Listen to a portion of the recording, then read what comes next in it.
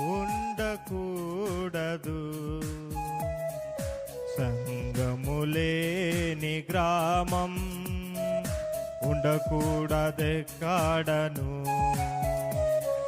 సువార్త చాటని ఊరు ఉండకూడదు.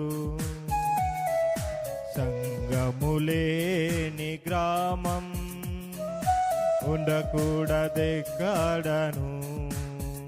ఇదియే ఇదియే ఇదియే నా ఆశ, ఇదియే ఇదియే ఇదియే నా గురియు. సువార్త చాటని ఊరు ఉండకూడదు. సంగములేని గ్రామం ఉండకూడదెక్కడను.